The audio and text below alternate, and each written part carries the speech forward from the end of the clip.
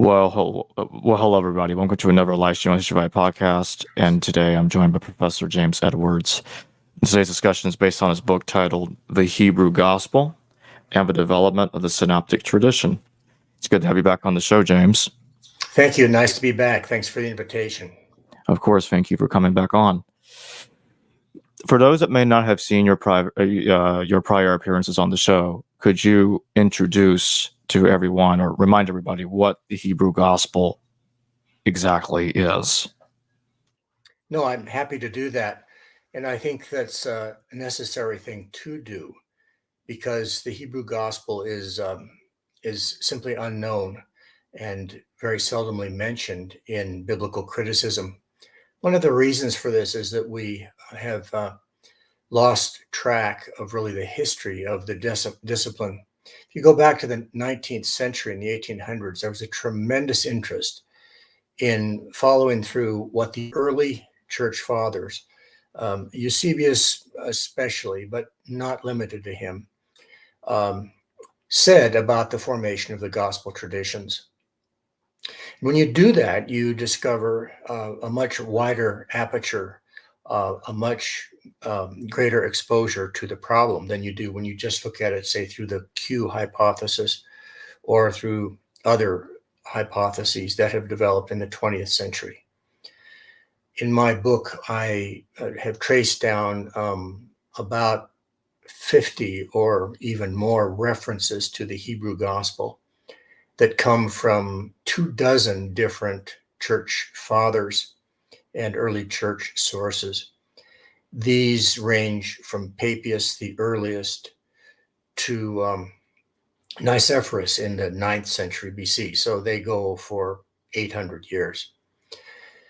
The Hebrew Gospel goes under various names: the Gospel of the Nazarenes, the Gospel of the Hebrews. It doesn't appear that it had a formal name, but the most important reference to it is Eusebius, who in his third book of his ecclesiastical history, chapter 25, talks about the canonical process by which books in the New Testament were chosen. He lists the Hebrew Gospel, the Gospel to the Hebrews, as one of those that was balanced on the knife edge. It didn't make it.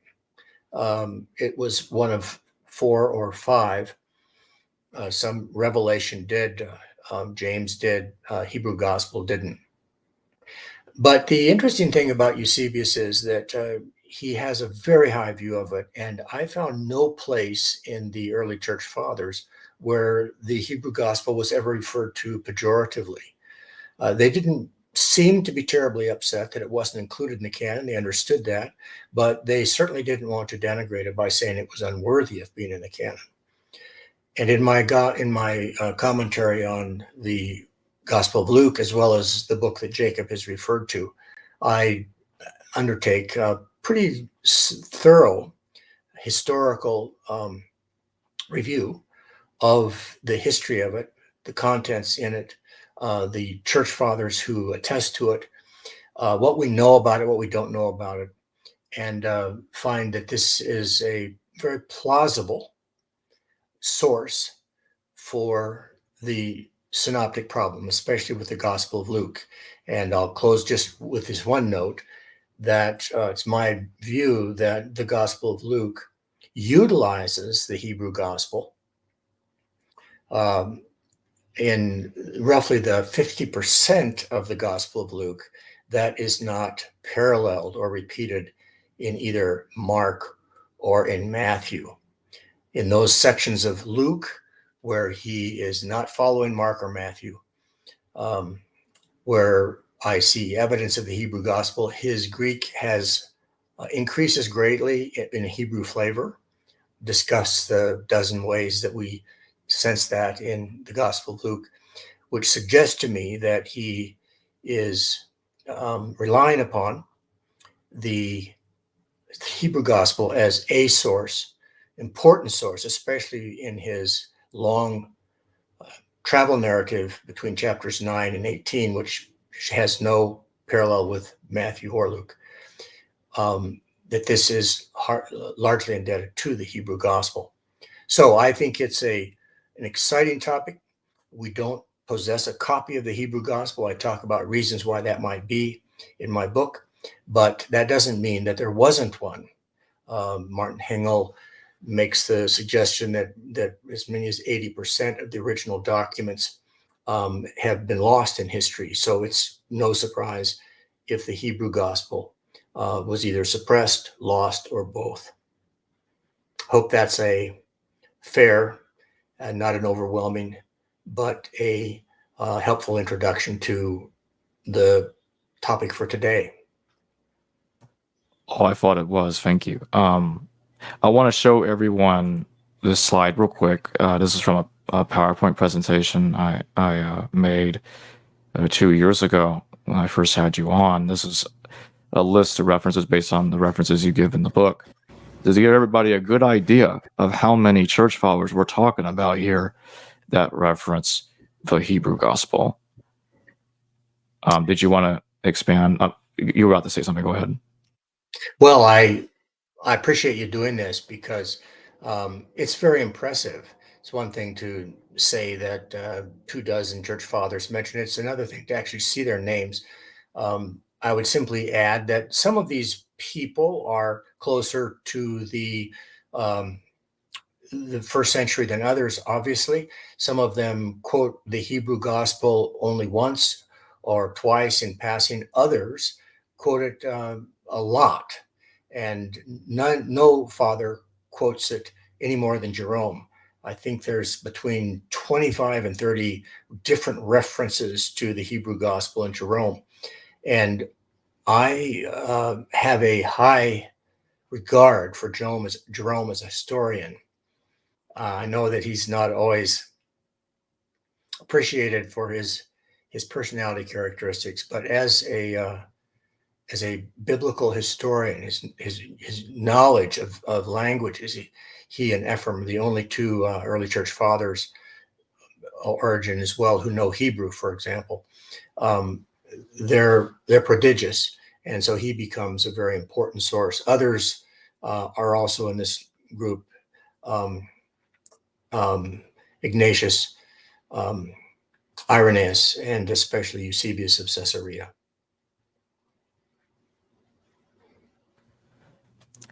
What are the implications of recognizing and the existence of the Hebrew Gospel? What does that do to the Q hypothesis in light of what you were saying earlier regarding when Luke diverges from Matthew or perhaps Mark? It has something to do with the Hebrew Gospel, and what does that do to Q? Well, in principle, it doesn't dismiss Q. It would certainly limit Q because the Q hypothesis, of course, deals with a lot of material in Luke's travel narrative. And if as I say or hypothesize, the source of that material is not any part of Q, but from the Hebrew Gospel, then that would, of course, eliminate Q as a relevant source for the travel material. But the Q could certainly be used for other places where Matthew and Luke are similar. I have a chapter in my book on Q in which I take it as a separate issue, and I come out with a very negative assessment. I don't think that QA is a necessary hypothesis. Everybody's already known that. But B, and much more important, it's not a historically verified hypothesis. There is no document in early Christianity that conforms to the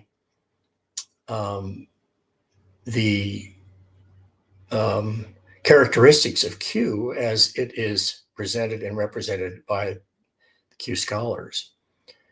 We simply don't know of that document. And we know that the early church was extremely jealous of the evangelical tradition. They made heroes out of Peter, John, James. They were more than happy. The church fathers, Irenaeus, for example, loves to chart his genealogy back to John. We can't imagine that there would be a Q document that would not have some reference in the early church fathers, which were so jealous towards the veracity of their tradition. So the historical problem of Q is really serious. The Hebrew gospel, by contrast, is, as you've just recognized there, and as I'm attesting, is well known. And now we don't have a Q document. Excuse me, we don't have the Hebrew gospel document. We don't have a Q document either. So the lack of the Hebrew gospel is in itself by no means a fatal argument against the theory, because people believe in Q without there any historical reference to a document approximating Q.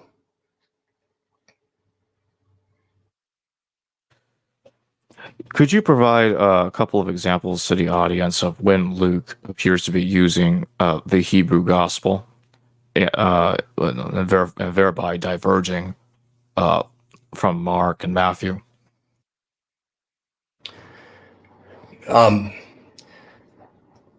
In the book that Jacob has just shown, I have an appendix in which I list all of the references that, in my judgment, represent, in probability, the source of the Hebrew gospel. I call them Semitisms, that is to say, these are grammatical forms in the Greek New Testament that give evidence of having some Semitic background. They're not just Greek, but there are Hebrew characteristics of this Greek.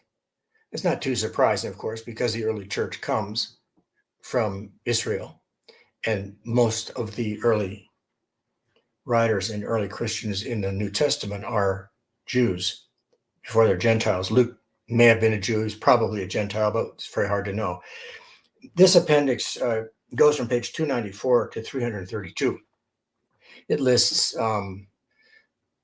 several hundred of these Semitisms and then gives reasons for them and also citations of scholars who agree with those. And I think that they're worth considering. For example, in Luke chapter 1, as soon as he begins or ends with his prologue, verses 1 through 4 of Luke, that prologue is powerful Greek. That prologue is actually classical Greek. It's the most impressive, highest caliber of Greek in all of the New Testament, that 4-verse prologue. As soon as we turn to verse 5, the Greek becomes pronouncedly, can I make that into an adverb? Hebraic. Verses 5, 6, 7, 8, 10, 13, 13, 13, 15, 17, 18, 18, 19, 20. We see Hebraisms there, just a string of them. This is the story, of course, of Zechariah, Elizabeth, the Annunciation of Elizabeth by the angel Gabriel. And this looks like it is the way the Hebrew gospel began. And when you look at Epiphanius, his testimonies to the Hebrew gospel, he in fact claims that it begins with this story as well. So that's an example. There are others as well, but those are listed very carefully and I hope accurately in the appendix 2 in my book.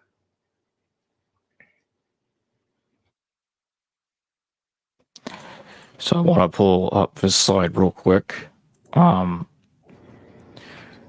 So this is a recreation of a very similar diagram in your book. Right. Could you discuss to the audience what exactly is going on here? And do you have the Gospel of Luke being the only gospel that uses the Hebrew gospel, or do you see Mark and Matthew also using the Hebrew gospel? Well, thank you, Jacob. That's a very helpful diagram that you put up. And yes, it is faithful to the one that I have as well. And yes, the answer to the second question is you can see here, Hebrew gospel top right. Excuse me. It only has one arrow to it, and that goes to the Gospel of Luke. So let's just look at this. Gospel of Mark, center of the text there, we see center of the diagram, we see two arrows coming. One goes to the Gospel of Matthew, Gospel of Luke. There's just, I think, no question, at least in my mind, but in most scholars' mind, that A, Mark is the earliest of the three synoptic gospels, and B, Mark is a source, not the only, but a source of both Matthew and Luke. That leaves open a lot of questions. Is Matthew earlier? Is Luke earlier? But we'll just leave that right there. So that takes care of Mark. The top left, additional sources of Matthew. Matthew has a number of passages in it. The visit of the wise men from the east, the magicians. Nobody else has that. We have a number of sections of Matthew, several hundred verses in Matthew that are unique to Matthew. We have no idea where they came from, so we simply admit that and say additional sources of Matthew. It could be one source, it could be several sources. We simply don't know. The third one, this is the most contested one, is this what I call the double tradition. And most of the so-called Q material, that is to say, material that both Matthew and Luke have in common, I call the double tradition. I don't like to call it Q because Q is a misnomer. According to Q, has no miracles. It has no passion narrative in it. It is only teaching. And when you look at the double tradition, that is to say, those passages that Matthew and Luke have in common, it exceeds that. Q never goes into the passion narrative. There's no cross or resurrection, but the double tradition clearly has material that is unique to both, that is shared by both Matthew and Luke, very similar, that includes the passion narrative. It includes miracles. So for me, the double tradition is broader than the so-called Q view. I think there are about 175, maybe 100, 200 at the most verses that qualify in my tally as double tradition. That leaves the Hebrew gospel. Luke has about 1,150 verses. Nearly one half of Luke, fully one half of Luke, is not represented in either Matthew or Mark, which means that Luke is drawing on a tradition that's unique to him. It's not shared by Matthew and Mark. And I attribute that largely to the Hebrew gospel because those 500 verses, 500 plus verses, tend to be flavored fairly strongly with Hebraisms and seem very plausibly to have their source in the Hebrew gospel, which 24 church fathers claim was in circulation and used in early Christianity. So, does Mark and Matthew in any way know the Hebrew gospel at all? That's a great question. I think the answer to your question is no, they do not. I know that it is commonly thought that the Gospel of Matthew derives, if any gospel derives, that the Gospel of Matthew derives from the Hebrew gospel.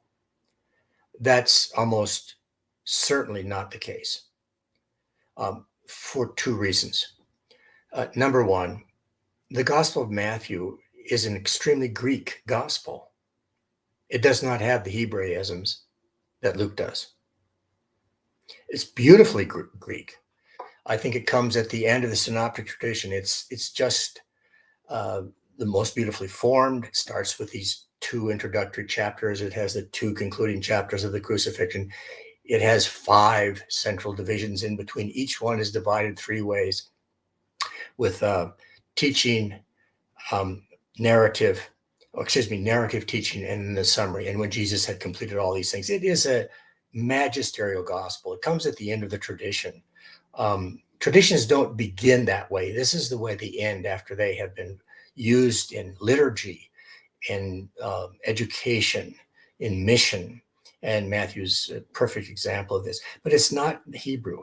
The reason it's often thought as Hebrew is because Papias says that it was written by Matthew.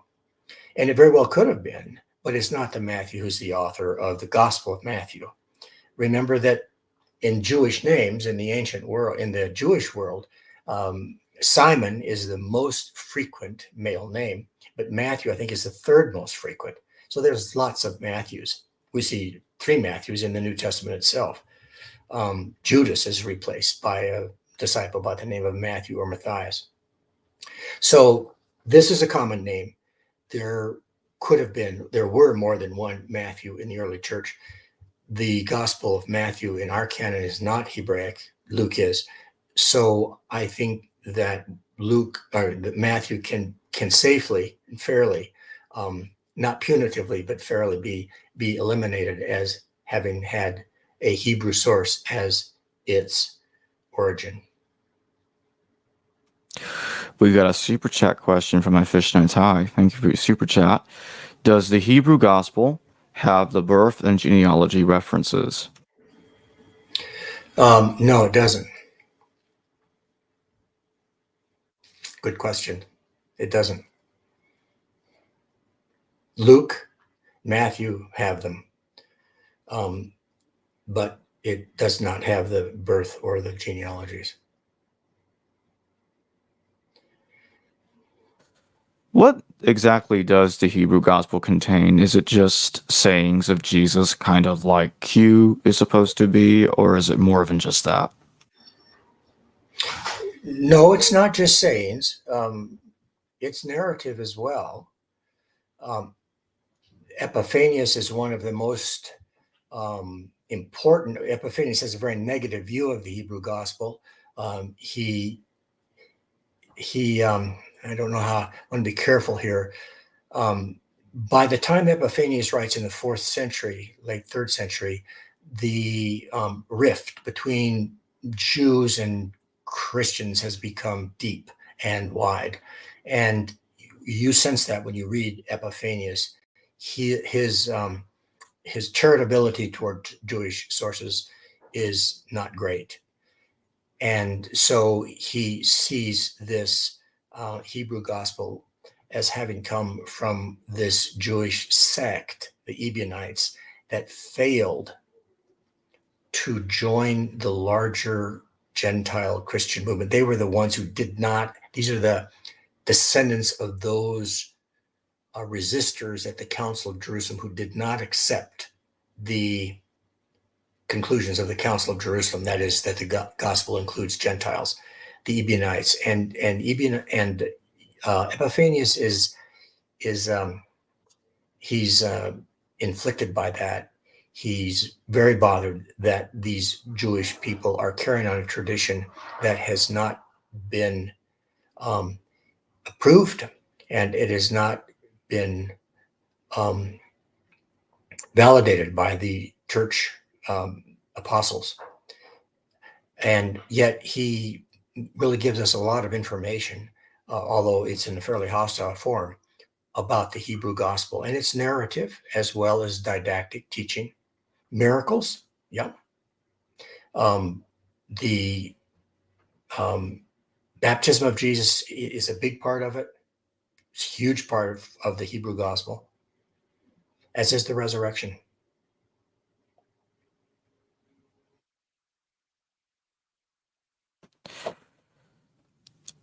Do you think that Matthew, the apostle, did write his gospels? Is this the genuine gospel of Matthew?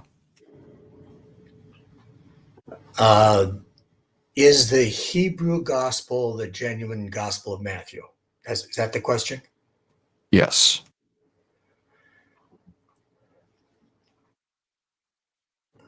That's an interesting question. The genuine gospel of Matthew is canonical Matthew, but canonical Matthew is not written by the author of the Hebrew gospel. Okay. I think we could say, this is what I would say, that the Hebrew gospel would be probably the earliest gospel that would have appeared on the Christian scene. Now, that's a guesstimate on my part. We don't have the Hebrew gospel, and there were not publication dates on any of the ancient texts. One would expect, however, that Hebrew would have been an earlier rather than a later version of the gospel.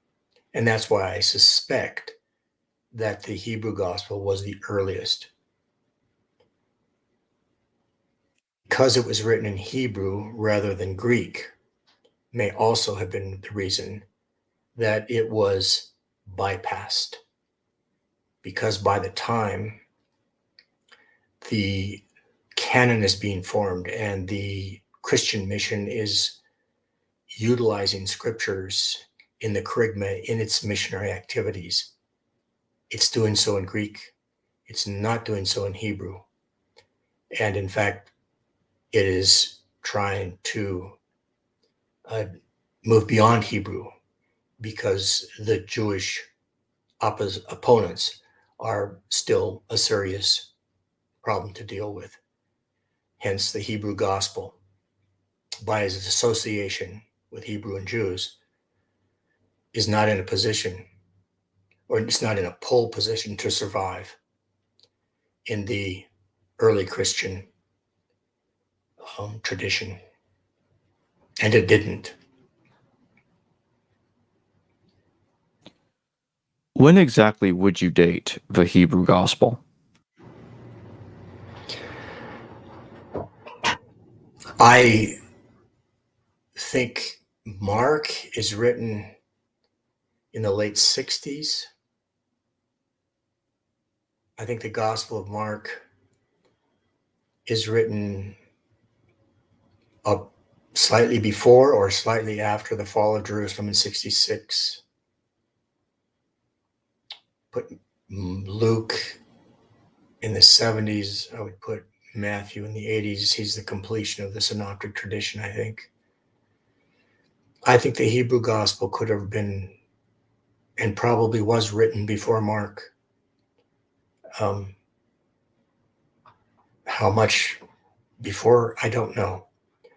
But once again,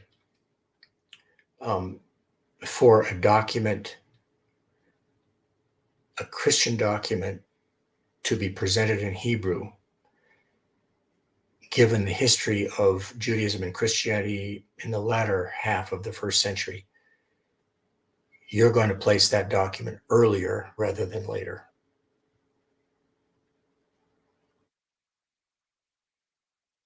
Do we know anything about any significant differences between the way the author of the Hebrew gospel views and understands Jesus from that we get from the synoptic tradition? Oh, it's a great question.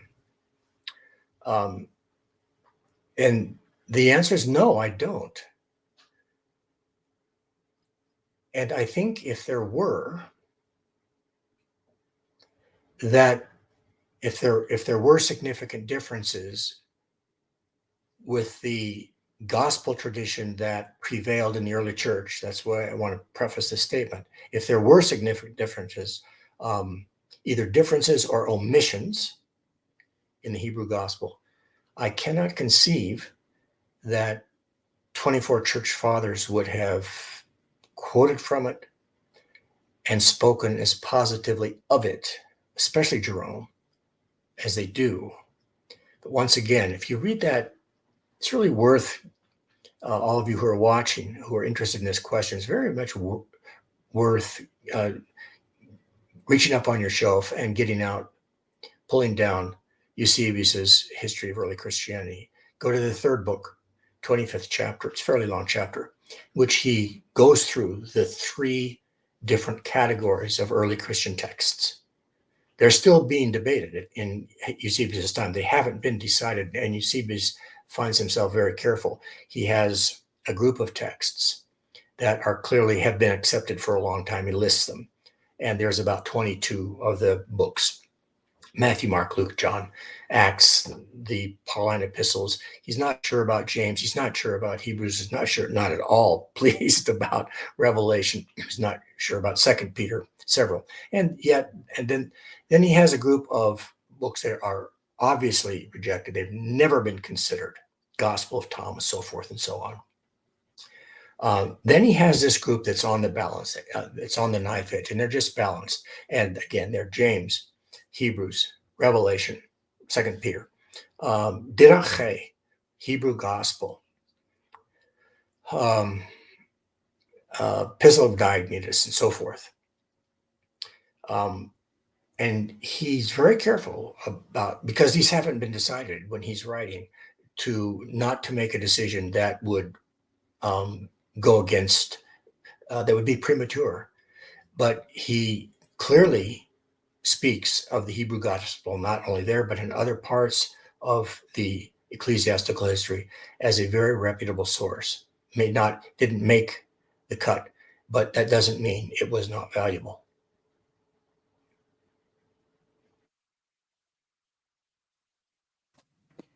Patricia, thank you for your super chat. If Eusebius view this text as early, why does he not speak of it until his third book? He places everything in a chronological order. Right, good question. He does place the history in the chronological order, but this isn't actually history. This has to do with canonicity, and the canon is not fully decided until 367 with that Athanasian. That's after Eusebius, and so this is actually not a historical issue so much as a contemporary issue, and it's not even historical as much as it is doctrinal, namely which documents are worthy of being included in the canon and which are not. And I'm sure that the questioner knows that canonical discussion was a very, very important one, and it held the potential and both the danger for the church. Its potential is that a united canon or a single canon that's agreed on by the church can strengthen and expand the church. But if a canon is decided that is divisive, then it does just the opposite. It divides and weakens the church. We know, for example, this happened after Jerome's translation in the Vulgate. Several people, Rufinus, for example, and Augustine himself, are opposed to it. They don't like it. And Jerome's translation takes decades before it gets traction. Rather than uniting the church right out of the chute, it divides it. And Eusebius is aware of this potential problem. And you can see in his 15th chapter, 25th chapter of the third book, that he's very careful when he deals with these 7 or 8 books that are on the knife edge, that he doesn't predict which should prevail.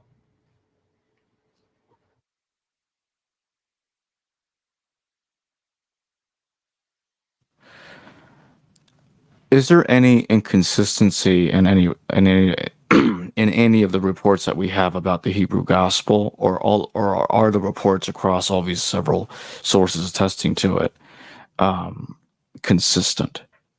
No, they're not consistent.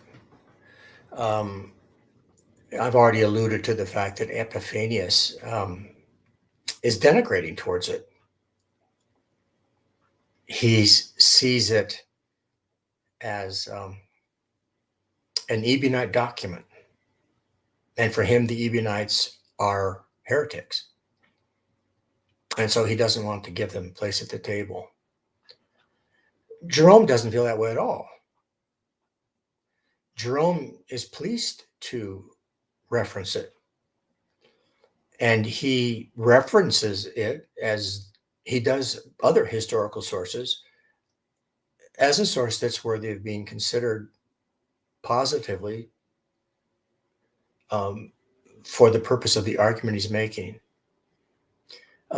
Later persons like Nicephorus, they have very little to say. They just are mentioning passing, yes, there was this Hebrew gospel, no longer exists as far as they know. So they're not worth very much in terms of being able to make an argument, except for the fact that as late as 900, this document was either A, still in existence, or at least B, still known.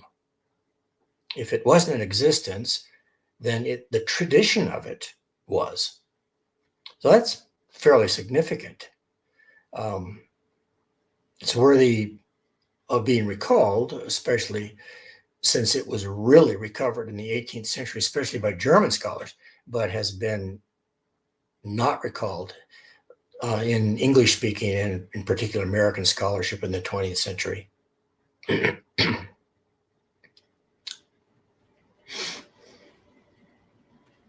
Patricia says, but Papias is mentioned as part of the history of the third book alongside Polycarp and Ignatius in chapter 39.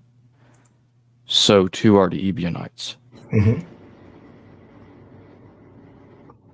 And he also says, I don't think one can dismiss this as solely a canonical issue, but a chronological one. Oh, and let's see.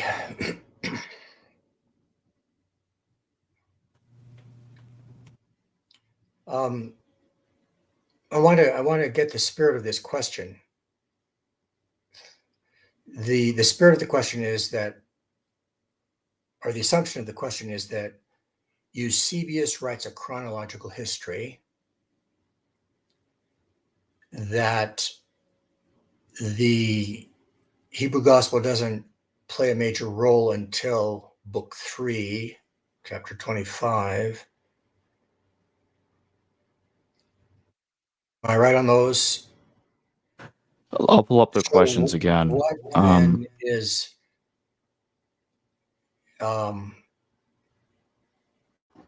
what then are we concluding from that or insinuating?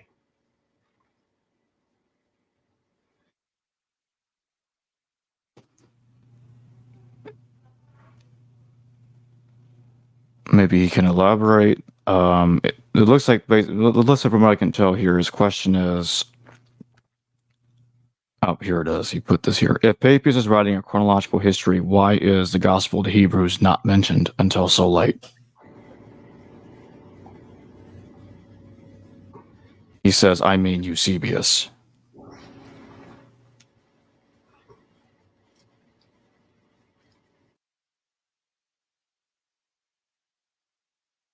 I have to think about that question. I don't know the answer. Or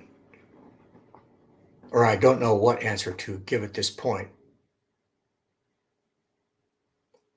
The third book, 25th chapter, appears to me to be an assessment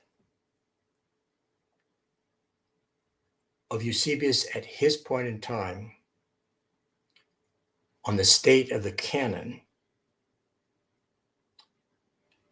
which is an important statement because the canon is one of the central issues of the late 4th century. That seems to be a reasonable and justified reason for him to deal with it right there. But I think the questioner doesn't seem to see it that way. I do have a related question, sort of Okay. related to it, but I'll get to that after the super chat. I Fish Natai, thank you for your super chat.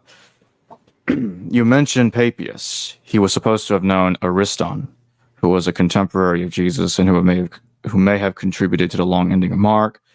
What do we know about Ariston? I don't think we know very much.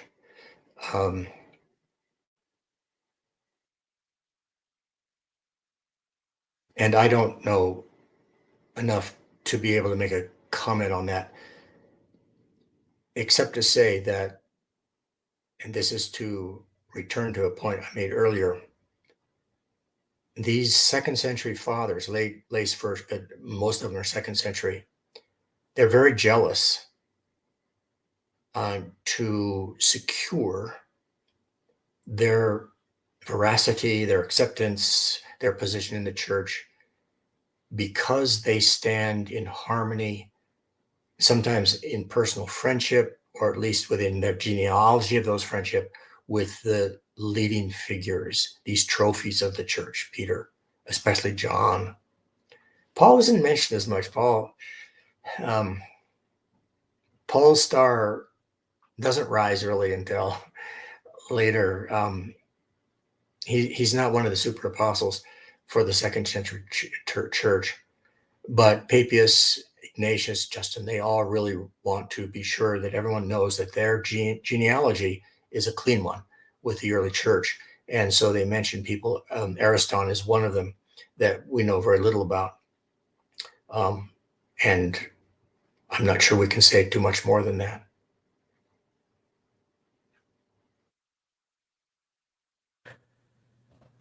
So I think the issue here, or I think some may have a hard time understanding the Hebrew gospel, because it's like, okay, so Papias mentions a writing in the Hebrew dialect attributed to Matthew, Yeah. which is the same Hebrew gospel we're talking about. Right. But Papias doesn't give us much information regarding the content of the Hebrew gospel, other than something about oracles.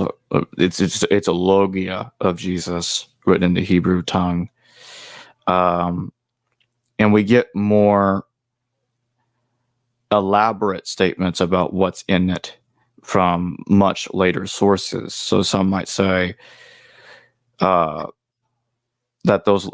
how reliable are the later quotations of the Hebrew gospel that are much later than Papias' time? Yeah, good question. All of these are good questions. Here's how I see this. Papias is writing at a time, and his references indicate an interest in genealogy rather than in content. He wants to identify Matthew, Mark, Luke. He doesn't discuss the content of any of them, but he wants to be sure that his testimony to the genealogy of the gospel tradition, the 4 gospels, is believable and is important. And one can understand why this is, because the fact that the church has 4 gospels is unusual. There's no precedent for this. The tradition of Jesus now is going to be sung by a chorus rather than by a solo.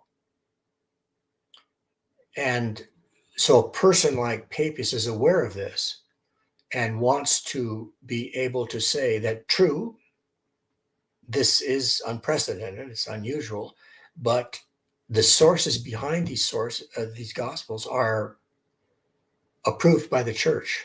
They're recognized by the church, and they're worthy of being received. The word canon is going to be premature here, but he wants to say their authority is worthy of being taken seriously. By the year 125, 150, 22 of the 27 books of the New Testament are pretty well received and agreed upon by the early church. Papias is important for that statistic, but he's not interested, or he doesn't at least tell us the content.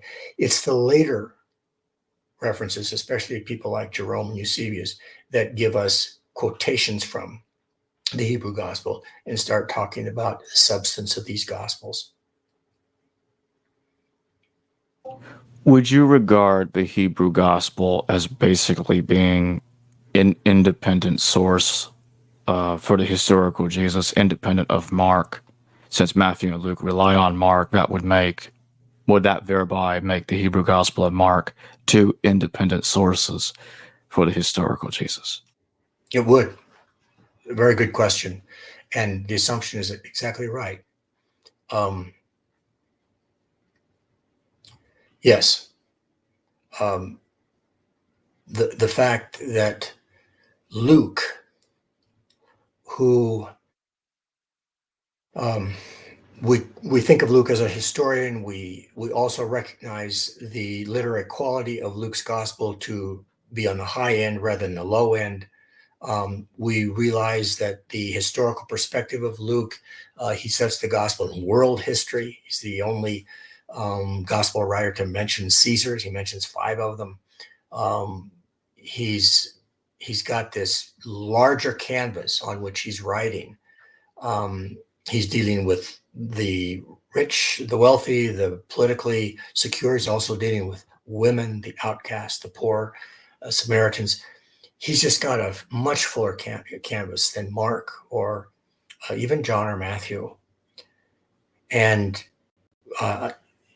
his sources, if I'm right about the Hebrew gospel, are also richer, fuller. He's really much more of a historian.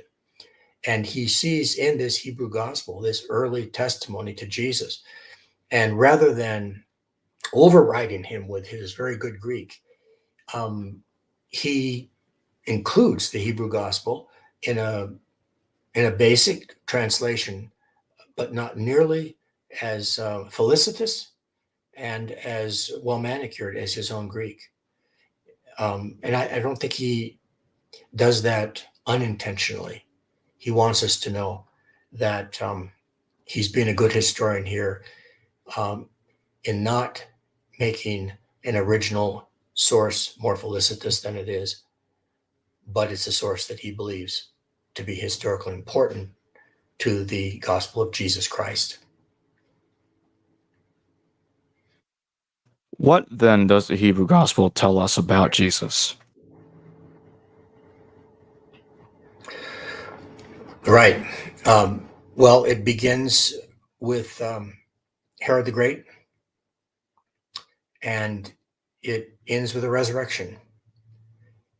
And if Luke's gospel is, in fact, largely due to the Hebrew gospel, especially in this long travel narrative between end of chapter 9 and chapter 18, then it has a lot of parables.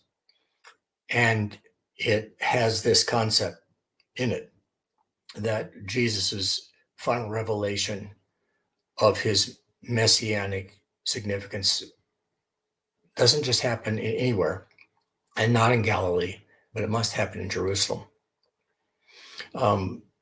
Luke's whole gospel, more than any other gospel, is dominated by the fact that Jesus must go to Jerusalem. In the book of Acts, we have this similar motif that the Apostle Paul must go to where? Rome. And in both Luke and in Acts, the predictions of Jerusalem in Luke, Acts and Romans and Acts are given throughout both of Luke's books to show that the gospel is in progress, the completion of Judaism and its completion in reaching the Roman world. And it's possible that this historical trajectory that's so important in both Luke and in Acts is also apparent in the Hebrew gospel. I can't say for sure, but it's possible.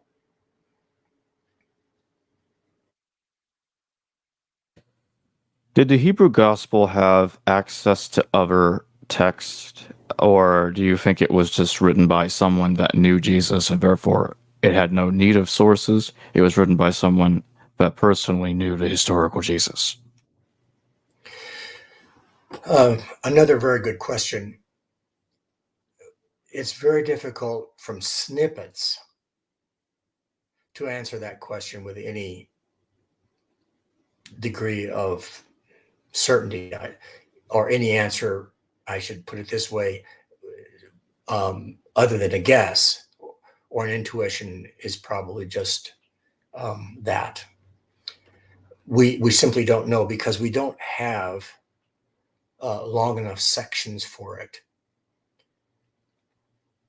Epiphanius quotes some sections, but he quotes them because he doesn't like them. And so he's excerpting them and then making comments on them. Jerome, as I've said, is much more positive. But once again, the Hebrew gospel is not being presented to us in long dialogues and narratives, which we would need to have before we could answer this source critical question with regarding it.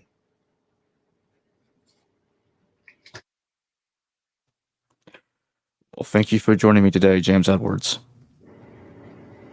Thanks for your good questions. Thanks for your continued interest in an important subject. And thank you for joining me, James. And I just wanted to tell everybody to go get the Hebrew Gospel and the Development of the Synoptic Tradition. The Amazon History Valley affiliate link will be in the description below. That being said, thanks again, James. Thank you. Hello viewers, thanks for watching this video from the History Valley YouTube channel. Please don't forget to subscribe and hit the notification bell. And if any of you wish to further support this channel, please consider checking out this channel's Patreon page and becoming a patron. And or donate through PayPal or through Super Chat during your live stream. Thank you.